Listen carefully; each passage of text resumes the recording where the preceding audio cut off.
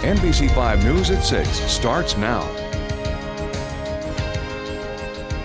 Tough questions remain tonight after a man dies in police custody. Thank you for choosing NBC5 News at 6. I'm Dan Joseph. And I'm Laura Kavanaugh. That is our top story tonight at 6. Conflicting reports in the death of 44-year-old Scott Chappelle. The veteran died while in the custody of Eagle Point Police Tuesday night. Now, we spoke with his mother and his sister last night. All new today. We hear from police and get their response to the question so many are asking, what exactly happened to Scott Chappelle?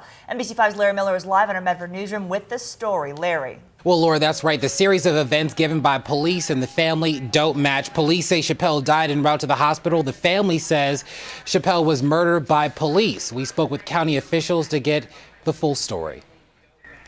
Carol Kidder stands by her account of what she says happened to her son, 44-year-old Scott Chappelle, Tuesday night.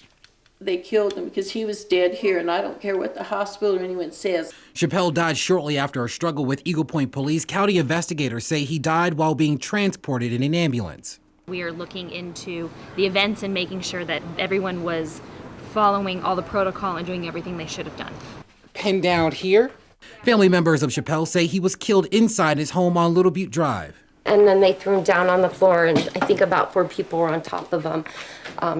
With his hands behind his back, and I think it just constricted him. He couldn't breathe. He was tased, and then he couldn't breathe as they had him down, and then I think the lady tased him again. We spoke with Eagle Point Police off camera about the investigation. They tell us there were only 2 officers on scene, but there were also EMTs. They tell us Chappelle was in a drug-induced state at the time of the incident. They say officers had no choice but to use force and taser the man. Chappelle's mother told us her son suffered from PTSD and anxiety as a result of his military service. But that's not all. We checked with the county court and found Chappelle faced charges for resisting arrest, possession of meth, disorderly conduct, and assault of a public safety officer. The conflicting accounts aren't adding up. Now the Jackson County Sheriff's Office is charged with investigating the case. The 2 Eagle Point police officers involved in the case have been put on administrative leave. The chief tells me that's procedure in this type of case. Reporting live in the newsroom, Larry Miller, NBC5 News.